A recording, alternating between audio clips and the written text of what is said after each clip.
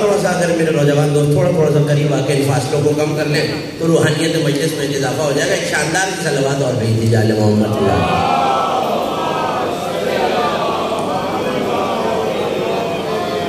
مجلس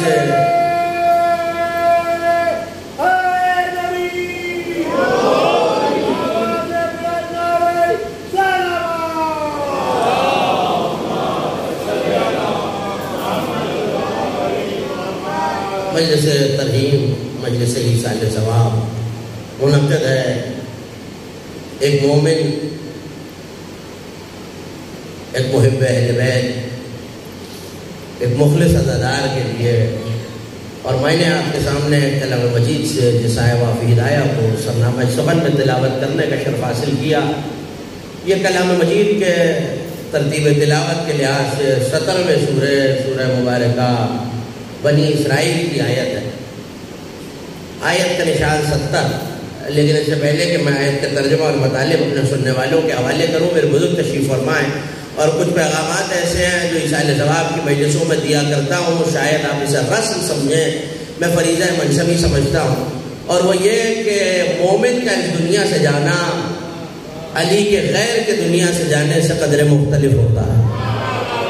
اور اس بات کا ہمیں یاد رکھنا بہت ضروری ہے اور بار بار یہ پیغام پہنچایا جانا بہت ضروری ہے تاکہ مکتب تشیع کے اس پلیٹ فارم اور اس ممبر سے یہ پیغام زمانے تک جاتا رہے کہ محبت علی صرف زندگی میں نہیں، دنیا کے بعد بھی ضروری ہے.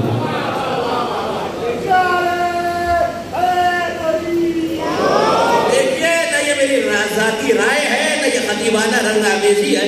کافی جیسی کتاب میں یہ حدیث موجود ہے کہ لا یموت المومن الا باختیارہ منہ. مومن تب تک نہیں مرتا یا جان سے نہیں جاتا جب تک وہ موت کو اپنے لیے پسند نہ کر لے، اختیار نہ کر لے. چاہے نہ، مجھے مدارس حدیث آپ کے حوالے کرو، چاہے نہ کہ مجھے موت نہ آ جائے، پسند نہ کر لے، وہ موت پہ خوش نہ ہو جائے. یقیناً آپ سوچ رہے ہیں کہ ہماری ایصال ثواب کی مجلس میں سنتے آ رہے ہیں کل نفس ذائقۃ الموت، ہر نفس نے موت کا ذائقہ چکھنا ہی چکھنا ہے. تو جب ناگزیر ہے، پتہ نہیں غور فرما رہے ہیں آپ، یعنی جب ناگزیر ہے اور چکھنا ہی چکھنا ہے تو پھر سوال تو برحق ہے کہ میرا آپ کا کسی کا کیا اختیار کہ ہمیں پسند آئے یا نہ آئے، ہم چاہیں یا نہ چاہیں.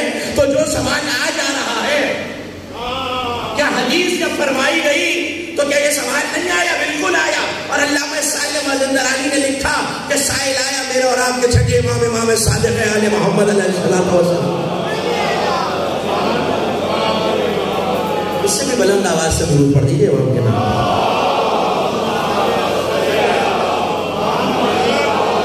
یہ پیغام اپنے نوجوان دوستوں کے حوالے کر کے میں آیت کے ترجمے تک آ گیا. اس نے کہا مولا، آپ کے جد کی حدیث ہے کہ مومن کو جب تک موت پسند نہ آ جائے، جب تک وہ اس پہ راضی نہ ہو جائے تو تب تک اسے موت نہیں آتی. کیا یہ حدیث ٹھیک ہے؟ کیا بالکل ٹھیک ہے؟ تو مولا پھر میرا ایک سوال اور بڑا لاجیکل اور منطقی سوال کیا اس نے کہا مولا پھر ہم نے آپ کے چاہنے والوں میں سن رسیدہ اور بوڑھے افراد کو نہیں مرتے دیکھا، نوجوانوں کو بھی مرتے دیکھا ہے، جوانوں کو بھی اور بچوں کو بھی. اور کون سا جوان ایسا ہے جو دنیا کی تماہ اور خواہشات کو چھوڑ کے موت کی تمنا کرے؟ مسکرا کے کہنے لگے بات ویسی نہیں ہے جیسی تو سمجھ رہا ہے. جملہ آپ کے حوالے جیسے دل جائے قدر کیجئے. پلٹ کے کہنے لگے سن، جب اس کا وقت معین اور متعین آتا ہے ہم 14 اس کے سرانے آ جاتے ہیں. اور ہم 14 اس کے سرانے آ جاتے ہیں اور اس کی آنکھوں سے پردے ہٹا کے کہتے ہیں کہ دیکھ، جنت میں ہمارے ساتھ تیرا مقام، برزخ میں ہمارے ساتھ تیرا مقام، اور سن یہ دنیا میں تیرے عزیز و آقا غالب کے ساتھ تیرا مقام. اب فیصلہ تو کر لے، ہمارے ساتھ وہاں چلنا ہے.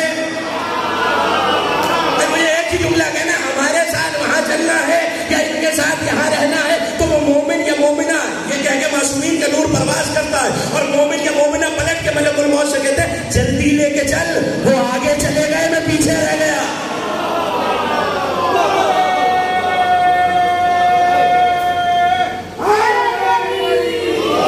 عجیب جملہ آپ کے حوالے کر دوں، مرحوم کا نام آپ کے ذہن میں ہے اور مجلسوں سے ان کی محبت بھی آپ کے ذہن میں ہے، اور میرا ان سے صرف عزیزداری کا نہیں، عزاداری کا رشتہ تھا. جملہ آپ کے حوالے 14 سرانے آ کے پوچھ رہے ہیں کہ ہمارے ساتھ وہاں چلنا چاہتا ہے. ارے جسے امام حسین لینے آئے تو حسین امام دنیا میں کیسے رہے؟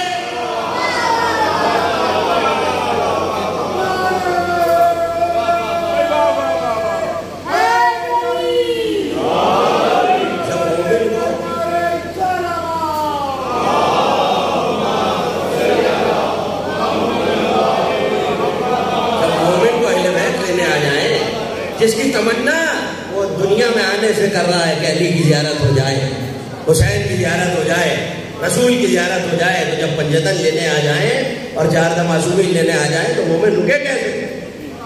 میں نے یہ 2-4 جملے آپ کے نوجوان دوستوں کی توجہات حاصل کرنے کے لیے کہے.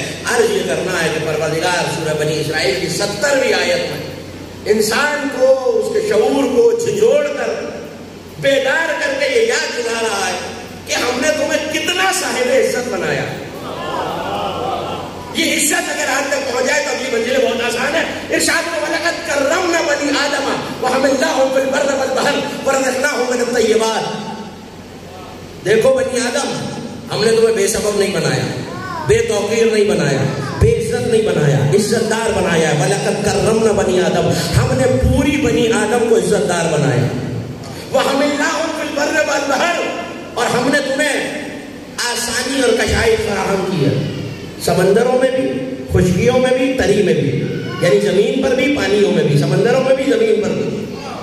وَرَزَقْنَاهُم مِّنَ الطَّيِّبَاتِ، اور پاک و پاکیزہ اور طیب چیزوں سے تمہیں رزق دیا ہے. وَفَضَّلْنَاهُمْ عَلَىٰ كَثِيرٍ مِّمَّنْ خَلَقْنَا تَفْضِيلًا، اور جتنی مخلوق ہم نے پیدا کی، جملہ بہت اہم ہے، جتنی مخلوق ہم نے پیدا کیا ان میں سے کثیر تعداد پہ تمہیں فضیلت دی ہے. جو یہاں بیٹھا ہوتا ہے اسے دبتی ہوئی آوازیں بھی سمجھ میں آتی ہیں اور چہروں کی حیرت بھی. تو جب نوجوان دب دب کے بولتے تو پتہ چلتا ہے جملہ نہیں پہنچا. کثیر، یہ نہیں کہا کہ ہم نے ساری مخلوق میں تمہیں فضیلت دی ہے. کثیر ممن خلقنا تفضیلا، کثیر مخلوق پر، اس کا مطلب ہے کثیر میں کچھ تو باقی ہے. اس کا مطلب ہے انسان اشرف المخلوقات ہو کر بھی کچھ ایسے ہیں جن سے افضل نہیں ہے. دیکھیے جی یہ چاہ رہا ہے کہ میں بہت مختلف، میرے مسلسل سننے والے بہت سارے احباب تشریف فرمائے، میں بڑی اپنے روش سے مختلف رخ سے گفتگو اپنے سننے والوں کے حوالے کرنا چاہ رہا ہوں. آج صلوات ایسی پڑھیے کہ پتہ چلے سننا چاہ رہا ہے.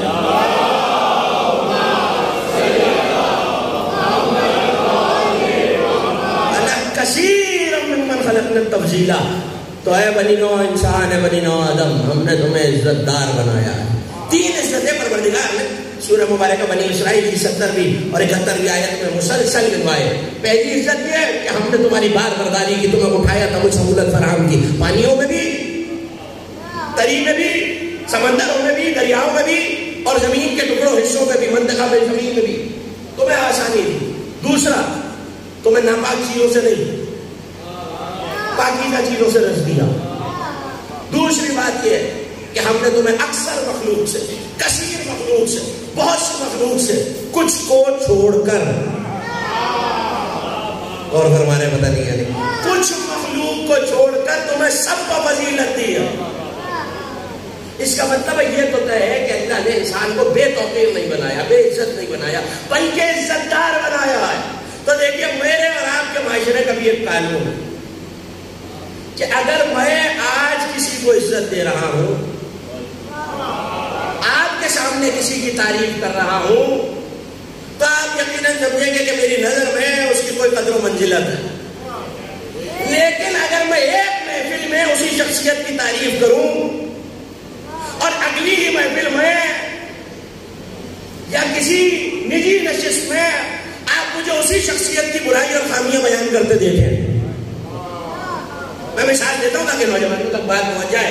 رضا صاحب تشریف فرمائے، میں نے آپ کے سامنے ایک نجی نشست میں کہا کہ صاحب، اب مثال اس لیے دے رہا ہوں کہ بری مثال ہے اور اپنے اوپر رکھ کے دے رہا ہوں، میں نے ان کی برائی کی، صاحب اخلاق بھی اچھے نہیں ہے، طور طریقہ بھی نہیں ہے، پتہ نہیں کیا شخصیت ہے. تھوڑی دیر گزری کہ رضا صاحب آ گئے،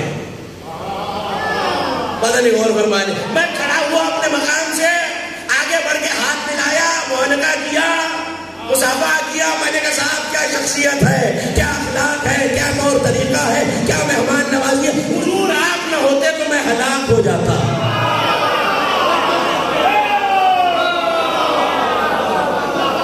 پتہ نہیں غور فرما رہے ہیں یا نہیں. تو ہو سکتا ہے کہ آپ دیکھ کے گئے ایسا سیدی صاحب یہ کیسی منافقت ہے، کل تک تو ان کی برائی بیان کر رہے تھے، نقائص بیان کر رہے تھے، آج کہہ رہے ہیں آپ نہ ہوتے تو میں ہلاک ہو جاتا. تو آپ کو پتا چلا یہ منافق کی نشانی ہے کہ پیچھے پیچھے وہ سازشیں کرتا ہے، سامنے دیکھ کے کہتا ہے اگر آپ نہ ہوتے.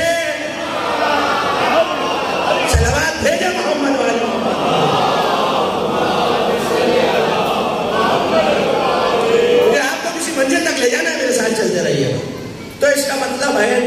انسان کو اللہ نے عزت دار بنایا.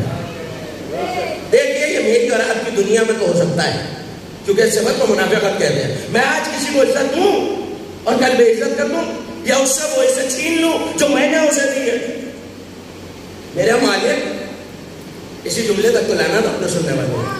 تو کہہ رہا میں نے پوری بنی نوع انسان کو عزت دار بنایا, وَلَقَدْ كَرَّمْنَا صاحب تکریم بنایا ہے, صاحب عزت بنایا ہے.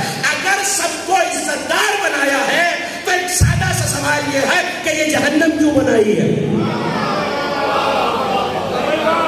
پتہ نہیں غور فرمانے میرے سننے والے یہ جہنم بنائی کیوں ہے؟ یہ تو نری ذلت ہے, یہ تو بے عزتی ہے. میں نہیں کہہ رہا, یہ بھی قرآن کہہ رہا ہے سَيَدْخُلُنَّ جَهَنَّمَ دَاخِرِينَ, ہم ذلت کے ساتھ انہیں جہنم میں بھیجیں گے جو ہم سے کفر کرتے ہیں. تو اس کا مطلب ہے کہ جہنم ذلت کا معیار ہے. تو نے تو سب کو عزت دار بنایا. گھبرا کے سننا میرے سننے والے, تو نے تو پوری بنی آدم کو, اگر میں کہہ رہا ہوتا یا کوئی عالم کہہ رہا ہوتا یا حدیث بھی ہوتی تو یہ کہہ کے میں منہ موڑ لیتا کہ راوی ضعیف ہے. آیت کہہ رہی ہے وَلَقَدْ كَرَّمْنَا, ہم نے عزت دار بنایا ہے. تو ماننے والے پھر یہ آدھی مخلوق جہنم میں کیوں جا رہی ہے؟ اچھا جو ایسے نہ سن سکے وہ ایسے سن لے کہ یہ حدیث تو آپ کی سنی ہوئی ہے, میرے بزرگ تشریف فرمائیں 73 فرقے ہوں گے امت مصطفیٰ. حدیث تو سنی ہوئی ہے نا, 72 جہنمی ہے, ایک ناجی ہے, ایک نجات والا جو جنت. نام نبی نے بھی نہیں لیا, نام میں بھی نہیں لے رہا, مگر یہ تو طے ہے یہ 72 اپنی عبادتوں سمیت. کہیں دکھائیے سنی کتابوں میں کہ نبی نے یہ کہا نہیں, ان کے صرف گناہگار اور جنت جانے والے طبقے کے صرف عبادت گزار. پتہ چلا جو جہنم جائیں گے وہ عبادتوں سمیت جائیں گے, اور یہ جو جنت جائیں گے وہ گناہوں سمیت. یعنی یہ گناہگار ہو کے بھی جنتی ہے, وہ عبادت گزار ہو کے بھی جہنمی ہے. تو کوئی تو معیار ہونا چاہیے. جو 72 میں سے 71 میں کو جدا کر رہا ہے وہ کوئی تو معیار اس وقت گفتگو نہیں ہے. مگر یہ ہے کہ 73 میں سے 72 فرقے جہنم جا رہے, تو کثیر تعداد تو جا رہی ہے. تو باقی والے تو نے جہنم کو بنایا کیوں؟ اگر ہمیں عزت دار بنایا تھا تو بڑا عجیب جملہ کہہ رہا ہوں, شاید میرے سننے والوں کو پریشانی ہو جائے کہ اللہ نے جہنم بنائی نہیں ہے.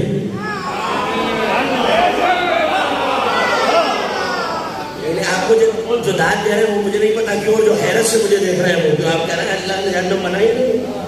اب یہ تو قرآن و حدیث کے خلاف گفتگو کر رہے ہیں. ہاں کوئی تو جنت و جہنم کا خالق ہے. اب میں کیا کروں کہ 6 سے زیادہ علماء اہل سنت اور بڑے مقتدر علماء اہل سنت اگر یہ حدیث لکھ دیں کہ پیغمبر نے بھری مسجد میں علی کی طرف دیکھ کے یہ کہا یا علی اگر ساری اولاد آدم تمہاری محبت پہ جمع ہو جاتی تو اللہ جہنم بناتا ہی نہ. تو ایک سادہ سا جملہ سن لیجیے, اللہ نے جہنم نہیں بنائی, منکر علی نے کہہ کے بنوائی ہے.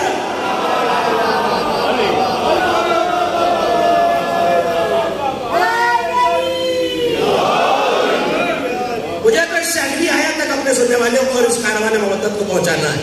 جملہ میں پوچھ لیجیے کیا کہا کہ ہم نے تو عزت دار بنایا.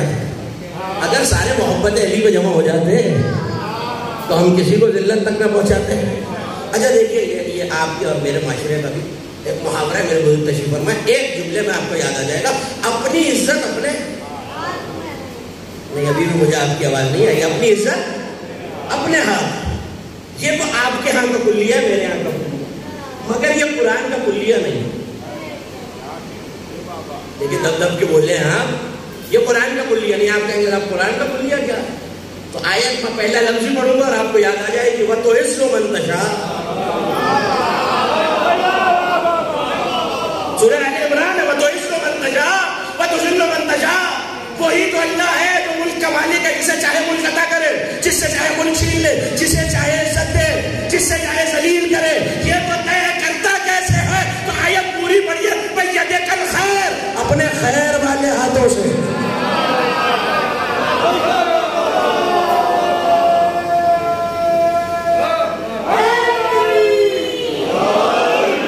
صلوات بھی پڑھیے نا اسی بلند آواز سے.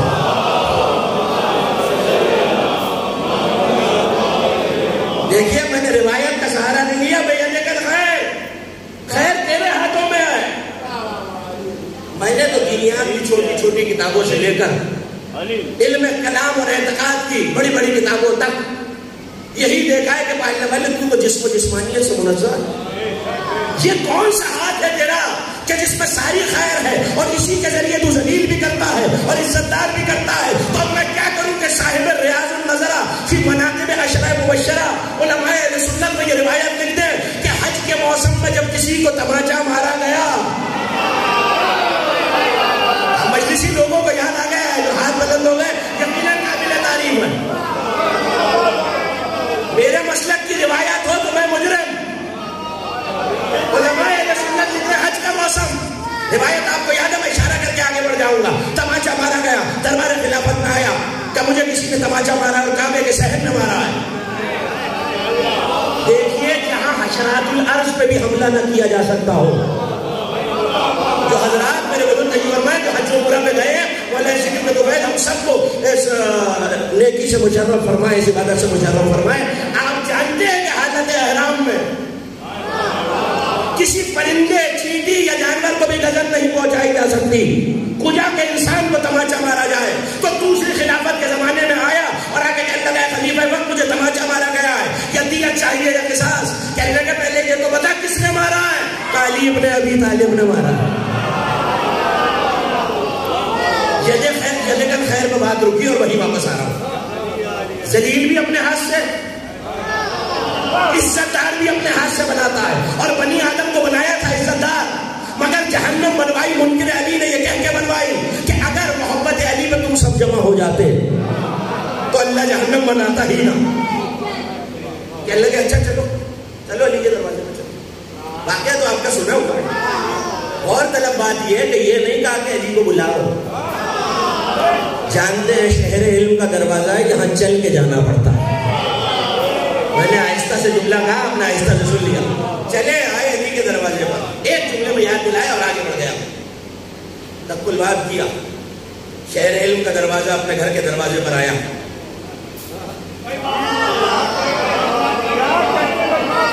دیر سے پہنچ رہے میرے جملے آیا اور ایک مرتبہ در کھلا, دروازے میں کھڑے. کہا جی یہ کہہ رہا, روایت میرے مسلک کی نہیں ہے, یعنی یہ کہہ رہا ہے آپ نے اسے تماچا مارا. کہنے لگے مارا. کا وجہ یہ ہے, اب میں کیا کروں, میں ممبر میں ہوں, آپ فرش اعضا پر میری بھائی بہنیں موجود ہیں. سہن کعبہ میں کھڑا تھا, مسلمانوں کی ناموس پہ نگاہ کر رہا تھا. میں نے دیکھا تماچا مار دیا. اسے علی کہتے ہیں, میں نے دیکھا تماچا مار دیا. تو آپ جنہیں آیات آسان کو پڑھتے اور ایک اور تماچا رسید کر کے کہنے لگے مجھے کس بات کا بدلہ چاہیے. اللہ کی آنکھ نے دیکھا, اللہ کے ہاتھ نے مار دیا.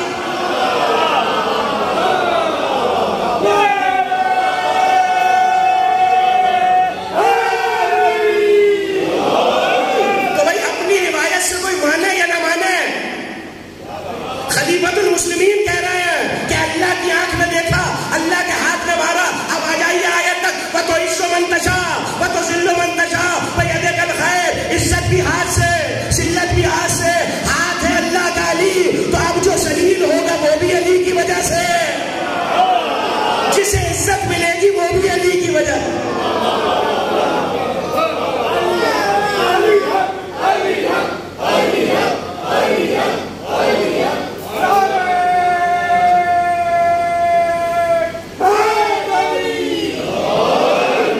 عزت و ذلت کا معیار پروردگار نے ذات علی ابن ابی طالب کو رکھا.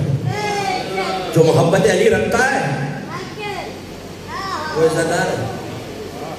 جو بغض علی رکھتا ہے پروردگار علی ہی کی محبت کے ذریعے جسے اس نے چھوڑ دیا ہے اس بغض کے ذریعے ذلیل کرتا ہے. اس کا مطلب ہے کہ ہمارے معاشرے میں عزت ذلت اپنے ہاتھ میں ہے. قانون خدا یہ ہے کہ عزت و ذلت امامت کے اختیار میں, اور ہم نے بنی آدم کو عزت دار بنایا ہے. یہ عزت دین دی کیوں, یہی تک تو آپ کو جانا ہے. آیت میں کہہ رہے ہم نے پورے بنی آدم کو, اب تمہاری مرضی ہے, چاہو تو علی سے محبت کر کے عزت دار رہو, چاہو تو علی کو چھوڑ کر خود کو ذلیل بنا دو. لیکن سنو, یہ جب عزت دار بنو گے, تمہیں رزق ملا, تمہیں سواریاں ملی, تمہیں فضیلت دی کس لیے ہے؟ یوم ندعو کل اناس بامامہم. ہم نے عزت دار اس لیے نہیں بنایا کہ گھمنڈ میں سر اٹھاؤ. ہم ہر شخص کو قیامت میں اس کے امام کے ساتھ بلائیں گے. عزت اس لیے دی ہے, سر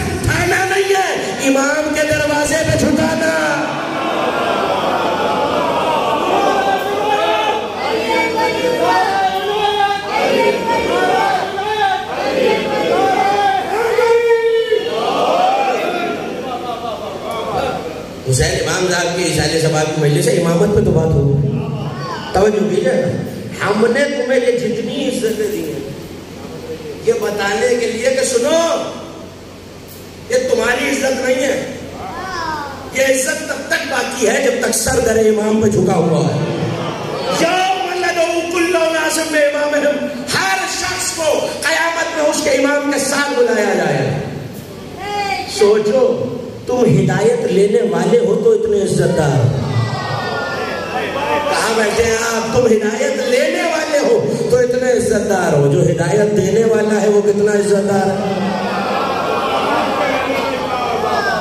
دیکھیے یہ تین باتیں ایک لمحے میں آپ وضاحت کر کے آگے بڑھ جاؤں گا. ہاتھ تو آپ تک پہنچ گئے ہیں، جن تک پہنچ گئے وہ تو میری مدد کریں. اللہ کا ہاتھ ہے، ید اللہ ہے علی. میں نہیں کہہ رہا، خلیفۃ المسلمین کہہ رہا ہے، اور لکھنے والے بھی علماء اہل سنت ہے. بھئی کل خیر ہم نے تمہیں آسانی دی ہے، تو پہلی عزت کیا ہے؟ سمندروں میں بھی اٹھایا، حملنا، تمہیں سواری کا بندوبست کر کے دیا. پالنے والے اس میں کیا عزت ہے کہ تم نے سواری دی؟ کہ سنو توجہ کیجیے گا، گھوڑا، خچر، اونٹ، جتنے بھی سواری کے جانور ہیں آپ جانتے ہیں یہ سارے اللہ کی مخلوق ہیں، اور مخلوق خالق کی مطیع ہوتی کا عزت یہ دیا ہے کہ مخلوق ہماری ہے، چلتی تمہارے اشارے پر.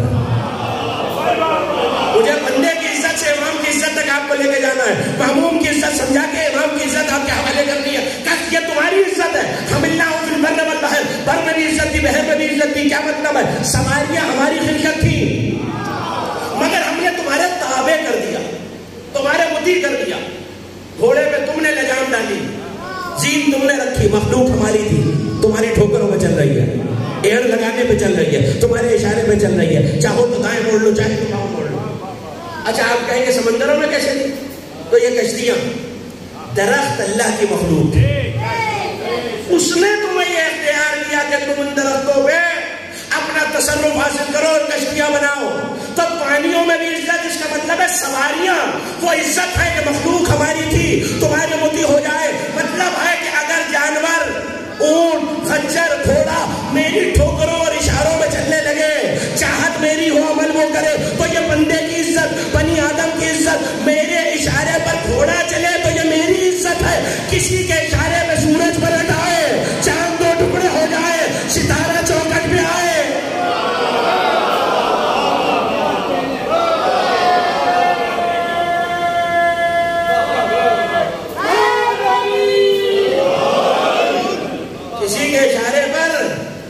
چاند دو ٹکڑے ہو جائے، سورج پلٹ آئے، ستارہ در پہ اتر آئے، تو وہ میری ٹھوکروں میں چلے. ایک سادہ سا جملہ کہہ دوں اگر آپ ناراض نہ ہو جائیں، میری ٹھوکر پہ جانور چلتا ہے، امام کی ٹھوکر پہ مردہ اڑ جاتا. تو اس کا مطلب ہے جتنی عزت ہے وہ اعتقاد امامت کے ساتھ ہے. اگر امامت کے در، اور امامت سے مراد صرف علی نہیں ہے، اعتقاد امامت کے ساتھ ہے. یہیں تک مجھے اپنے سننے والوں کو لانا تھا. اعتقاد امامت کے ساتھ ہے. جب تک جو بھی اپنے دور کا امام ہے، یعنی جب تک، یہ ہماری خوش قسمتی ہے کہ ہمارے حصے میں 12 ہیں. اگر کوئی چھٹے امام کے دور تک ہے تو اس وقت تک، اور ان سے پہلے کے امام. اگر کوئی 11ویں امام تک ہے تو اعتقاد کی حد تک تو ٹھیک ہے کہ 12 کو ماننا ہے. دیکھیے کچھ طبقے ایسے ہیں، یہیں تک مجھے آپ کو لانا تھا، کہ جنہوں نے امامت کی سیڑھی سے، امامت کی رسی سے، امامت کی حبل سے تمسک تو کیا، مگر کسی ایک منزل پہ آ کے رک گئے، یہ گمراہ ہو گئے. مثال کے طور پر ایک فرقہ جسے واقفیہ کہتے ہیں، توجہ کیجیے، جسے نام یاد رہے گا، واقفیہ، جنہوں نے توقف کیا، جو ٹھہر گئے. کہاں ٹھہرے؟ ان باتوں کا نوجوانوں کو پتا ہونا بہت ضروری ہے. 7ویں امام کی امامت پر، اور ان کا یہ عقیدہ تھا اس زمانے میں کہ 7ویں امام غیبت میں چلے گئے اور شہادت نہیں ہوئی، اور ان کے بعد کوئی امام نہیں. یہ واقفیہ فرقہ. اور ایسے میں 8ویں امام علی ابن موسیٰ رضا علیہ السلام.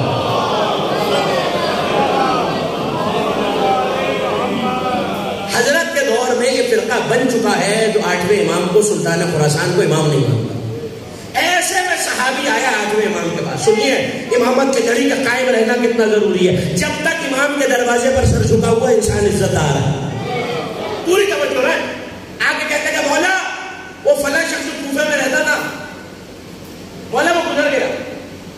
کہنے لگے اچھا، کہنے لگے تم نے تو صرف اتنا سنا کہ گزر گیا، آؤ ہم بتائیں مولا کہاں ہے؟ خراسان میں۔ جنہوں نے زیارت کر رکھی ہے وہ جانتے ہیں، اور جو نہیں گئے مولا ذکر کے تو پہلے ہم سب کو امام رضا کی زیارت سے مشرف فرمائے۔ خراسان میں تشریف فرما کہ سنو وہ گزر گیا، نام کتابوں میں موجود ہے، اور اس وقت مسئلے اندر نام آپ کے حوالے نہیں کر رہا، کب گزر گیا؟ کہنے لگے تمہیں تو صرف اتنی خبر ہے کہ گزر گیا، آؤ ہم بتائیں۔ اب اس کو غسل و کفن دیا جا رہا، وہ ہے کوفے میں، امام ہے خراسان میں۔ اب غسل دے دیا گیا، اب کفن پہنایا جا رہا ہے۔ سنو اب اس کا جنازہ اٹھایا جا رہا ہے، سنو اب اسے قبر کی طرف صلوات بھیجیے محمد والے محمد۔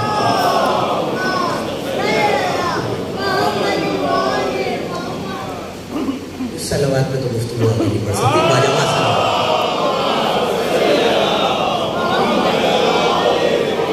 چلتے رہیے گا، میرا دیکھ کر دیکھتے رہیے۔ کیا کہا؟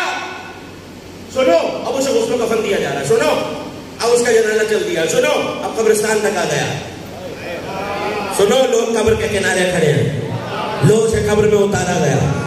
جیسے آپ کی حیرت بڑھ رہی ہے وہاں کے لوگوں کی اور زیادہ تھی کہ مولا آپ تو ایسے بتا رہے جیسے وہی موجود ہے۔ توجہ کیجیے کہ مجھے آگے لے کے جانا ہے۔ کب اس کا جنازہ دفنا دیا گیا ہے، قبر بند ہو گئی ہے، لوگ نکیرین آ گئے ہیں۔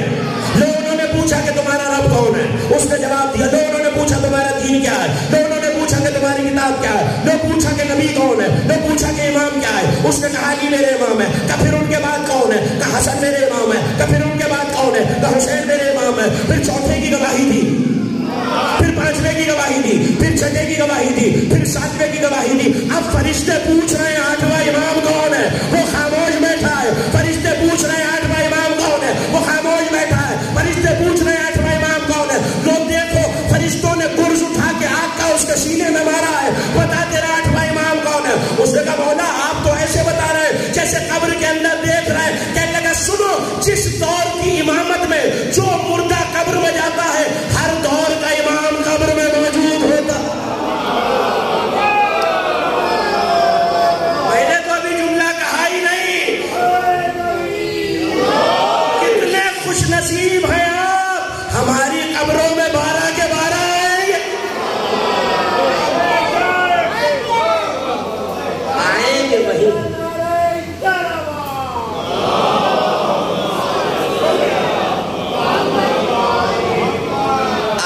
مجھے آیت کے آخری ٹکڑے تک آپ کو لے جا کے گفتگو کو کامل کرنا۔ آئے وہی جہاں امامت میں اعتقاد پختہ ہوگا،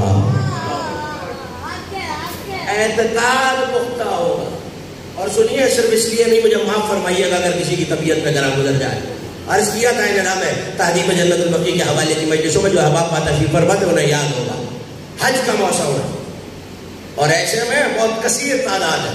ایک روایت ہوا جو آپ کی سنی ہوئی ہے، ایک تازہ تر روایت بہار الانوار سے آپ کے حوالے کر رہا ہوں، جلد نمبر 47 علامہ مجلسی لکھ رہے ہیں، چھٹے امام کا زمانہ، اور راوی نے آ کے کہا مولا آپ نے دیکھا اس وقت کتنی کثیر تعداد ہے حاجیوں، جس طرح آپ کا ذہن جا رہا ہے وہ اس روایت تک نہیں، مولا دیکھا کتنی کثیر تعداد ہے حاجیوں کی۔ کہنے لگے سنو، مجھے نہیں پتا کہ آپ کی طبیعتوں میں روایت کیسے داخل ہو جائے گی اور کیسے چہرے نور ولایت سے منور ہو جائیں گے۔ سنو، ان کو کعبے کے پتھر کی دیواروں کا صرف طواف کرنے کا حکم نہیں ہے، حج تمام ہوتا ہے جب یہ آ کر حج سے ہماری زیارت کرتے ہیں۔ جس فقیہ کی، جس مجتہد کی جو کتاب آپ کو ملے اٹھا کے دیتی ہے، حج تمام ہی زیارت اہل بیت سے ہوتا ہے۔ اس کا مطلب ہے جملہ کہنے کی تو اجازت دیجیے، حج شروع مکے سے ہوتا ہے، ختم محلہ بنی ہاشم میں ہوتا ہے۔ یہ میں نہیں کہہ رہا، یہ حدیث امام ہے، اور مسلک تشیع یہی ہے، مذہب شیعہ یہی ہے، عقیدہ فقہائے شیعہ یہی ہے۔ جس مجتہد سے، جس فقیہ سے مسئلہ چاہے پوچھیے، حج مکمل ہی ان کی زیارت کو۔ اس کا مطلب ہے جب تک امام نہ ہو، یہی تک تو لانا تھا، جب تک امام نہ ہو تو میری عبادت نہیں ہے۔ جب تک امام پہ اعتقاد نہ ہو تو اللہ اپنے گھر کا طواف قبول نہیں کرتا۔ اور سنیے، صرف حج، صرف حج علی جا رہے ہیں، صحابی ساتھ ہے، بہت خوبصورت قرآن کی تلاوت کی آواز آ رہی، رکا، علی کا چاہنے والا واقعہ آپ کا سنا ہوا، چاہنے والا رکا، تو غلط کتنی اچھی آواز میں کیسی قرت کے ساتھ قرآن پڑھ رہا ہے کہ اللہ کے خبردار اس کی قرت کی تعریف نہ کرو، گھبرا کے سن رہے ہیں۔ صاحب عیون المعجزات علامہ حسین بن عبد الوہاب نے لکھا کہ خبردار تم نہیں جانتے جو علی جانتا ہے، کہ اللہ کے خبردار اس کی قرت کی تعریف نہ کرو، یہ آواز اللہ کو بڑی ناگوار گزر رہی ہے۔ صلوات بھیجیے محمد والے۔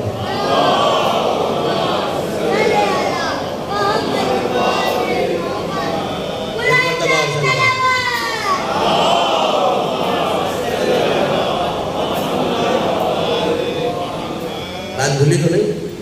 خبردار اس کی آواز پروردگار کو پسند نہیں آ رہی، کہ لگے میں حیرت میں رہا۔ کچھ دن بعد صفین کا معرکہ ہوا، پتہ نہیں میرا جملہ آپ تک پہنچے گا یا نہیں۔ ایک مرتبہ وہی سر تھا، وہی بدن تھا، علی نے اسی صحابی کو بلایا، پاؤں کی ٹھوکر سے ہلا کے کہا سن، اس لیے کہا تھا دشمن علی کے فعل کی تعریف نہ کر۔ آپ کو پتا چلا کیونکہ امام برحق کے خلاف تھا، تو پڑھ تو قرآن رہا تھا، لیکن اللہ کو ایسے کی تلاوت بھی منظور نہیں، جو قرآن ناطق سے دشمنی رکھے۔ تو ہر امامت اتنی اہم ہے، کیا کروں کہ یہاں تک آ گیا ہوں تو جی جا رہے کہ ایک چھوٹی سی حدیث آپ کے حوالے کر کے گفتگو کو کامل کر دوں، صلوات ایسی پڑھ دیں کہ پتہ چلے آپ سن۔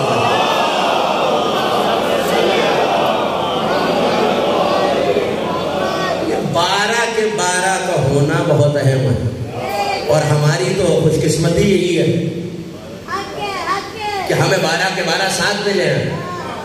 ہاں انتظار تو ہے، لیکن توجہ کیجیے، اور یہ حدیث بھی صرف میرے مسلک کی کتابوں میں موجود نہیں ہے، علماء اہل سنت میں 3 سے زیادہ بڑے علماء نے اس حدیث کو نقل کیا کہ بھری ہوئی مسجد نبوی میں پیغمبر رکے اور وہاں نظریں رکی جہاں ابو طالب کا نور نظر بیٹھا تھا۔ لفظ سننا جانتے ہیں، میرے ساتھ ہو جائیں، اور پلٹ کے کہتے ہیں یا علی انا واردکم الحوض وانت یا علی الساقی، یا علی قیامت میں حوض میرا ہوگا، پلاؤ گے تم۔ توجہ کیجئے گا، یا علی قیامت میں حوض میرا ہوگا، پلاؤ گے تم، والحسن الزائد۔ اب میں کیا کروں کہ شہروں میں یہ منظر دیکھنے میں نہیں آتا، لیکن علامہ حموینی جن کا تعلق علماء سنت سے، انہوں نے لکھا کہ پیغمبر نے فرمایا والحسن الزائد۔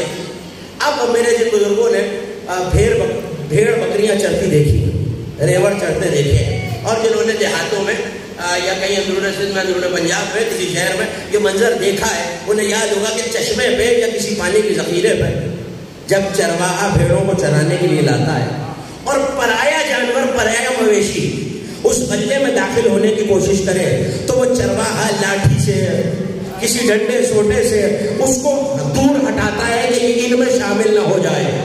بس کسی ہٹانے والے کو زائد کہتے ہیں۔ نبی کہہ رہے حوض میرا، پلاؤ گے تم، اور تمہارے دشمنوں کو حسن مار مار کے بھگائے گا۔ اچھا بھیا،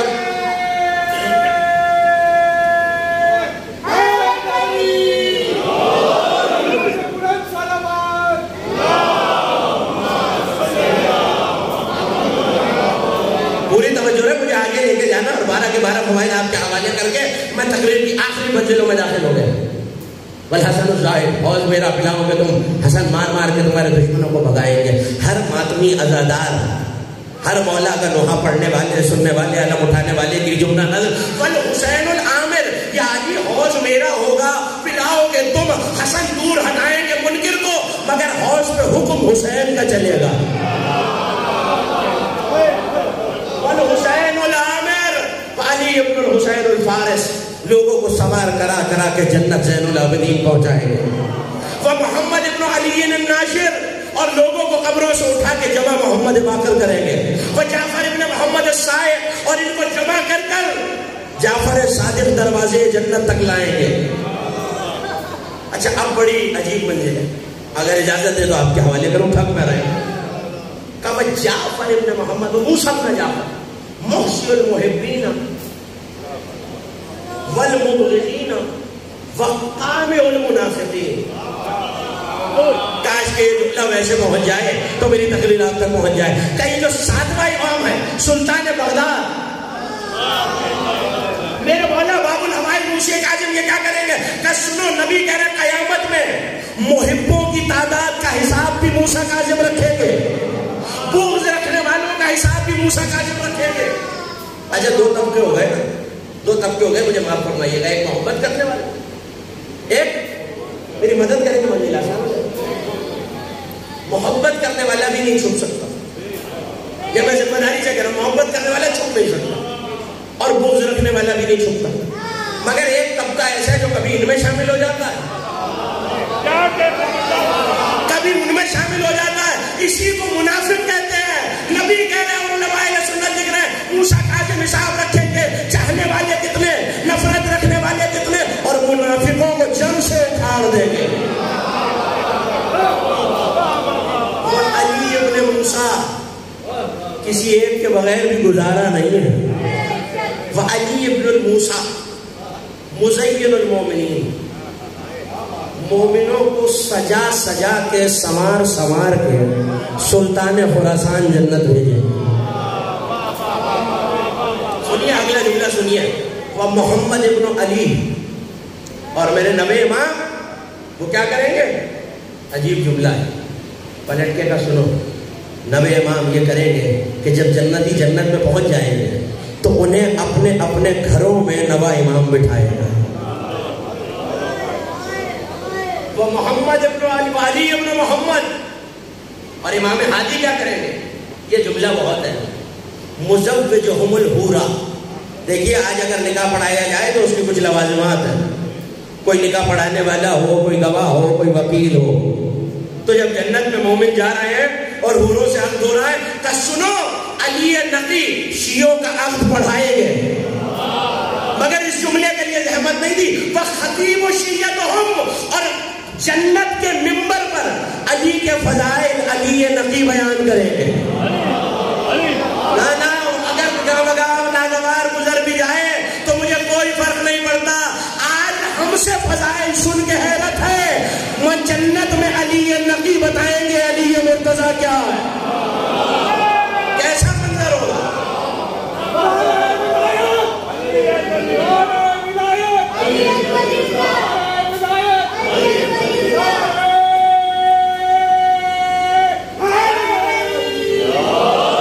گفتگو تمام ہو گئی, دو امام رہ گئے. اگر اجازت دے تو آپ کے حوالے عزت دار بنایا, مگر امام کے دروازے پر سر جھکانے لگے. کہا حسن العسکری سراج اہل الجنہ, سورہ دہر کو پڑھ کے دیکھیے. لا یرون فیہا شمسا ولا زمہریرا, نہ جنت میں سورج نکلے گا نہ چاند. آیت کہہ رہی ہے, میں نہیں کہہ رہا. نہ جنت میں سورج نہ چاند. یہ جو صبح کے فجر سے تھوڑا سا پہلے کا وقت ہوتا ہے, جسے آپ اردو زبان میں, خالص اردو زبان میں چھٹپٹے کا عالم کہتے ہیں, یہی جنت کا موسم ہوگا. لیکن جنت میں روشنی ہوگی کیسے, تو نبی کہہ رہے ہیں حسن عسکری کے نور سے جنت روشن ہوگی. اب مہدی شفیعہم, اور جنتیوں میں علی کے چاہنے والوں کے درجے مہدی بلند کرائے. جو ان 12 دروازوں پر, بلکہ لفظ بدل کے کہوں اگر آپ تک پہنچ جائے, جو ایمان کی اس 12 دری پہ در جھکاتا ہے, سر جھکاتا ہے, وہی عزت دار ہے. ایک عزت رہ گئی, وہ سنی اور مجھے اجازت دی ہے. وَرَزَقْنَاهُم مِّنَ الطَّيِّبَاتِ, تیسری بات یہی کی تھی اللہ نے کہ تمہیں طیب چیزوں سے رزق دیا. تو آپ جانتے ہیں کہ ایسے جانور بھی ہیں کہ جو نجاستوں سے اپنا رزق لیتے ہیں. میں ممبر پہ ہوں, آپ پر زیادہ پر آپ نام جانتے ہیں کہ جن کا رزق اللہ نے نجاستوں میں رکھا ہے. تم پہ یہ احسان ہے کہ تمہیں رزق نجس چیزوں سے, ناپاک چیزوں سے نہیں, پاکیزہ چیزوں سے عطا کیا. اور دیکھیے تم میں اور جانور میں ایک فرق ہے. اب جنہوں نے جانور چرتے دیکھے ہیں انہیں یاد ہے, اور جنہیں نہیں ہے وہ آج جا کے تجربہ کریں. چارہ رکھا ہوا ہے تو جانور کو سر جھکا کے چارے تک آنا پڑ رہا ہے. لیکن تمہیں عزت دار بنایا, تمہارا سر جھکائیں گے نہیں, تم ہاتھ سے اٹھا کے دہن تک لاؤ گے. تو کیا چیز ہے جو میرے اور رزق میں وسیلہ ہے؟ وہ ہے آگ. تو ایک سادہ سا فرق تو پتا چل گیا انسان اور حیوان میں. انسان وسیلے کے ذریعے لیتا ہے. مجھے جو پیغام دینا تھا میں نے دے دیا. انسان وسیلے کے ذریعے جاتا ہے اور حیوان سر جھکا کے جاتا ہے. یہاں تک کیوں لایا؟ آپ کہیں گے پروردگار نے رزق پاکیزہ دیا. تو آج کے زمانے میں جائیں, میرے بزرگ تشریف فرما ہے جو دعاؤں سے شغف رکھتے ہیں, جا کے دیکھیے وظائف الابرار میں بھی اور مفاتیح الجنان میں بھی یہ دعا موجود ہے جسے دعائے عدیلہ کہتے ہیں, اور جو امام زمان نے تعلیم کی ہے. اس دعائے عدیلہ میں یہ جملے ہیں, ہم پہ یہ عزت ہے کہ ہمیں طیب طاہر رزق مل رہا, مل کیسے رہا ہے؟ تو امام زمان کے لیے یہ جملے موجود ہیں. وہ بے بقائے گا باقیت دنیا وہ بے یمن ہی رزق الورا. اے میرے پاروے امام, یہ دنیا آپ کے وجود سے باقی ہے اور ہمیں رزق آپ کی جوتیوں کے صدقے میں مل رہا ہے.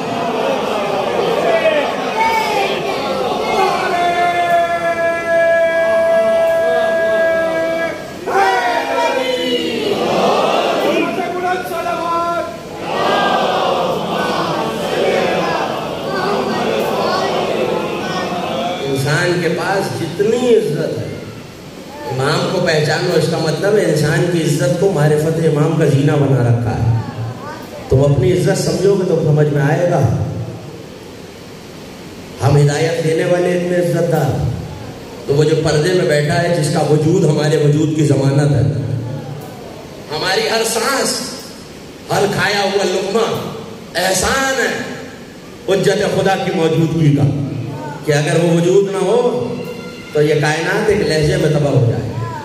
اس کا مطلب ہے, کبھی کبھی اس طرح بھی سنا کیجئے کہ اس کا مطلب ہے کہ ہر کھائے ہوئے لقمے پہ اور ہر لی ہوئی سانس پہ ہمیں امام زمانہ کا مشکور ہونا چاہیے کہ مولا آپ کے وجود کے صدقے میں ہم زندہ ہیں.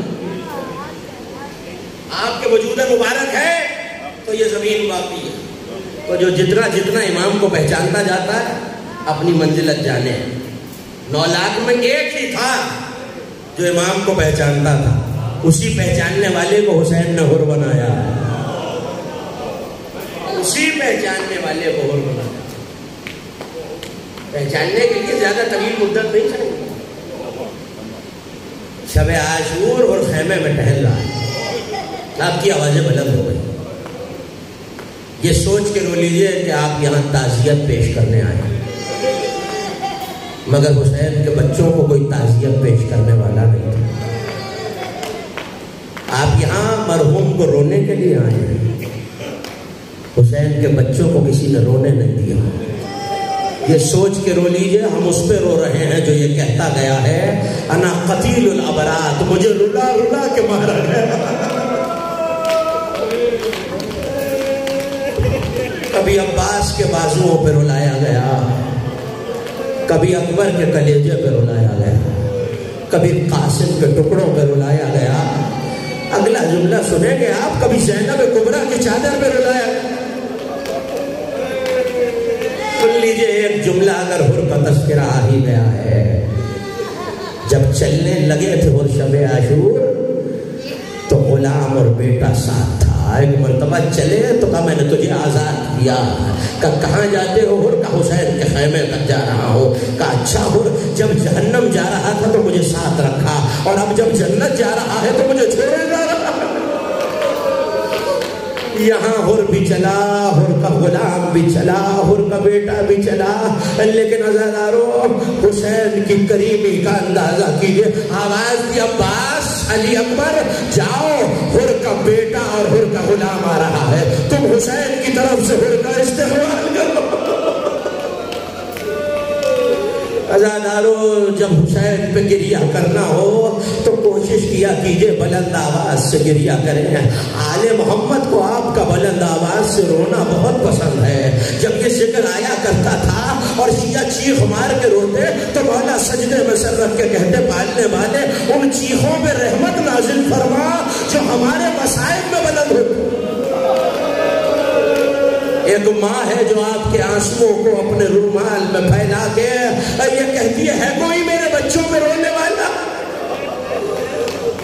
خیمے قریب آئے تو ایک مرتبہ حرسین سے گرے اور اپنے آپ کو زمین پہ گرایا، امامہ اتار کے کہا لو اس امامے سے میرے ہاتھ ایسے باندھ دو جیسے قیدی کے ہاتھوں کو باندھا جاتا ہے، میں حسین کا بھی مجرم ہوں، میں نبی زادیوں کا بھی مجرم ہوں۔ اور یہ کہہ کے چلے جیسے کوئی مجرم کسی حاکم کی بارگاہ میں جاتا ہے اور خود کو حسین کے قدموں پہ گرا دیا۔ مولا کیا مجھے معافی مل جائے گی؟ طہر میں نے بھی تجھے معاف کیا، میرے اللہ نے بھی مجھے معاف کیا۔ کہ مولا ایک معافی اور ہے، اور علی کی بیٹیوں کے خیمے کی طرف رخ کیا، آواز دی آقا زادی غلام معافی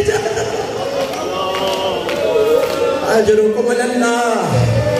زیادہ انتظار نہیں کرایا حسین نے، آیا ہے حر اور اس میں فقہ ملا ہے، مگر حر سے پہلے حسین نے حر کے بیٹے کو اجازت دی تھی۔ علی بن حر چلا، ہاں ایک باپ کے ایصال ثواب کی مجلس ہے، علی بن حر چلا، خوب چلا، مگر اب جب ظالموں نے گھیر کے حملہ کیا نا آزادارو، تو ایک مرتبہ حر کے بیٹے نے آواز دی بابا میرا آخری سلام، آقا حسین میرا آخری سلام۔ باپ تھا، حر تڑپ کے آگے بڑھا، حسین نے سینے پہ ہاتھ رکھ دیا، حر کہاں جا رہے ہو؟ کہ مولا میرے بیٹے کا لاشا ہے۔ جملہ سنو گے آزادارو، رونے کے لیے بہت کافی ہے۔ کہ حر بوڑھا باپ جوان بیٹے کا لاشا نہیں اٹھایا کرتا۔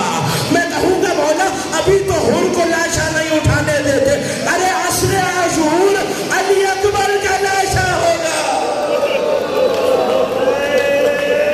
ہائے بوڑھے باپ نے کیسے جوان کا لاشا اٹھایا ہوگا، مگر اکبر کا لاشا بھی حسین لے آئے، قاسم کے ٹکڑے بھی حسین لے آئے، عباس کے بازو بھی قلم ہوئے۔ صبح سے بہت رش تھا میرے مولا کی ڈہڑی پر، مگر شام ڈھلتے ڈھلتے اب نہ اکبر ہے، نہ قاسم ہے، نہ عباس ہے، نہ لشکر ہے، نہ سپاہ ہے، نہ کثرت الناس۔ آخری رخصت کے لیے میرے مولا آئے تو بہن کے خیمے میں آئے، کہ زینب ذرا وہ کرتا تو لانا جسے میری ماں سیتی جاتی تھی اور روتی جاتی تھی۔ 50 برس پرانا کرتا تھا زاداروں، میرے مولا نے لے کے پارا پارا کر کے پہنا۔ خدا کسی بہن پہ یہ دن نہ لائے، مگر اب ایک مرتبہ بی بی کو کچھ یاد آیا کہ بھیا ذرا زمین پہ بیٹھ جانا۔ حسین زمین پہ بیٹھے، سن سکیں گے زاداروں، ایک مرتبہ بی بی نے آواز دے کے کہا بھیا ذرا گردن کو بلند کرنا، سر کو بلند کرنا۔ یہ کہہ کے گلوئے مبارک کے بوسے لیے حسین تڑپ گئے کہ زینب یہ کیا کیا؟ کہ بھیا اماں نے وصیت کی تھی اس گلے میں شمر کا خنجر چلے۔ خدا بہنوں کے پردے سلامت رکھے، مگر یہ جملہ سن لیجیے، بس یہ کہنا تھا تو امام نے کہا زینب ذرا شانے سے چادر ہٹانا، چادر کا ہٹنا تھا۔ بھائی نے بہن کے بازو کا بوسہ لیا، کہ بھیا یہ کیا کیا؟ کہ زینب ہمیں بھی ایک وصیت یاد آ گئی، بابا نے وصیت کی تھی۔ آخری رخصت کے لیے چلے تو سنیں گے ایک بیٹے کے پاس آئے، وہ بیٹا جو صبح سے غش میں پڑا تھا۔ حسین نے شانہ ہلایا، سید سجاد یہ آخری ملاقات ہے بیٹا۔ ایک مرتبہ سر سے پاؤں تک زخمی دیکھا باپ کو تو تڑپ کے ایک صحابی کا نام لیا، بابا کیا جون مارے گئے، بابا کیا حبیب مارے گئے، بابا کیا بریر مارے گئے۔ جب سب کو پوچھ چکے تو ایک مرتبہ تڑپ کے پوچھا اچھا بابا کیا چچا عباس بھی مارے گئے، کیا میرا اکبر بھی مارے گئے؟ کہ میرے لال اب مردوں میں تم بچے ہو یا ہم بچے ہیں؟ کبھی بھی اماں ذرا میرا نیزہ تو لائیے، میرا بابا تنہا رہ گیا۔ اجرکم اللہ۔ عزاداروں مگر یہ آخری رخصت نہیں ہے، آخری رخصت حسین کی اس ننھی مظلوم بیٹی سے ہے جو باپ کے سینے پہ سویا کرتی تھی۔ یہ دو جملے سنیے اور مجھے اجازت دیجیے۔ ایک مرتبہ راہوار پہ سوار ہوئے اور ایڑ لگائی تو راہوار آگے نہ بڑھا، بڑی محبت تھی حسین کو اس بیٹی سے. ایک مرتبہ دیکھا کہ ننھی سی بچی نے رہوار کے سموں کو تھاما ہوا ہے. آواز دے کے کہتی ہے ذوالجنا صبح سے جو گیا ہے واپس نہیں آیا. حسین نے آخری بار سینے پہ سلایا اور یہ کہا اے سکینہ آج کے بعد ماں کے پہلو میں سو جانا بیٹا. عزاداروں لیکن جب یہ قافلہ سیر ہو کر شام کے بازار سے گزر کر شام کے اس دربار میں آیا جہاں بیویوں کو قید کر کے لایا گیا تو یہ باپ اور بیٹی کی عجیب محبت تھی. ہاں وعدہ کیا تھا حسین نے سکینہ جب تم پکارو گی تو بابا آ جائے گا. یہ کہہ کے یزید نے آواز دی یہ 4 برس کی بچی کون ہے جس نے اپنی کلائیوں سے اپنا چہرہ چھپایا ہوا ہے. بچی کی آواز نہ آئی تو ایک مرتبہ شیخ تازیانہ لے کے بڑا سید سجاد یہ بچی بولتی نہیں ہے کہ اس کے گلے کی رسی اتنی تنگ ہے. عزاداروں رسی کو ڈھیلا کیا گیا کہ یزید ان بیویوں نے اپنے بالوں سے پردہ بنایا ہے مگر میرے بال اتنے طویل نہیں ہے کہ سکینہ اپنے چہرے کو چھپائے. کہ تو کون ہے؟ کہ میں سکینہ بنت الحسین ہوں. بس یہ سننا تھا. ایک مرتبہ لئیم نے آواز دی سنا ہے تمہارے بابا کو تم سے بڑی محبت تھی. کہ ہاں ملعون میرے بابا کو مجھ سے بڑی محبت تھی. یہ کہہ کے ظالم نے ایک تج سے کپڑا ہٹایا سر مظلوم کی بے ادبی کی کہ سکینہ ہم تو تب مانے جب تم پکارو اور تمہارا بابا آ جائے. بچی زمین پہ بیٹھ گئی جلا ہوا دامن پھیلایا کہ بابا ظالم آپ کی محبت کا امتحان لے رہا ہے. سر حسین نے پرواز کی بچی نے رخسارے میں رخسارا رکھا. بابا آپ کے بعد سکینہ کو تماچے میں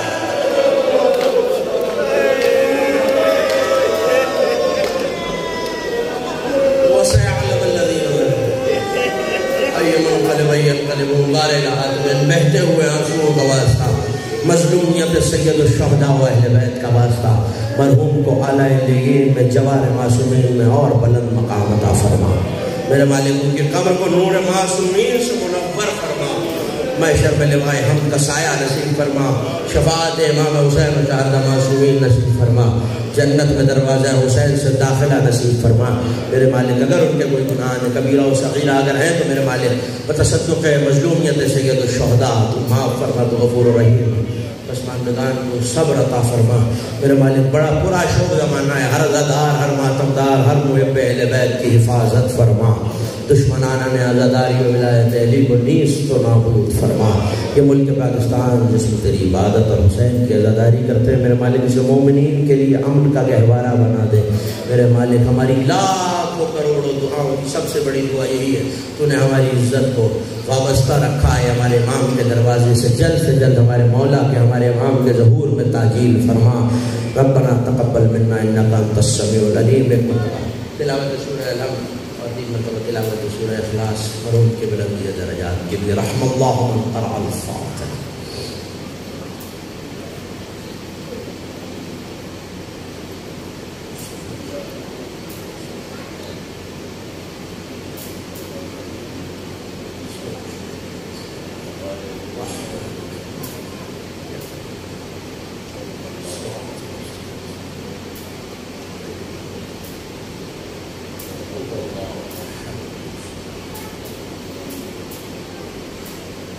بسم اللہ الرحمن الرحیم. اللهم اغفر للمؤمنین والمؤمنات والمسلمین الاحیاء منهم والاموات تابع بیننا وبینهم بالخیرات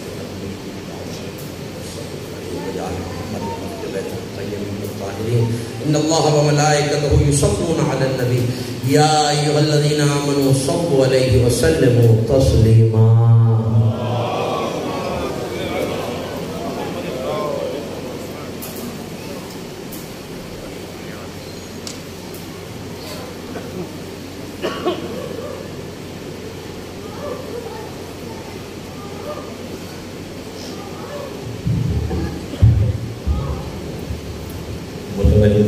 السلام علیکہ یا ابا عبداللہ السلام علیکہ یا ابن رسول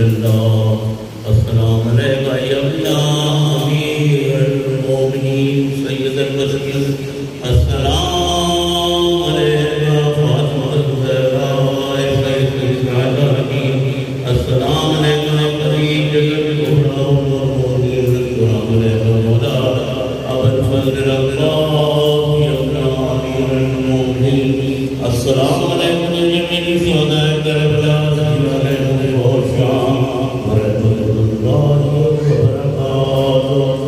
السلام علیکم یا قریب الغرباء. السلام علیکم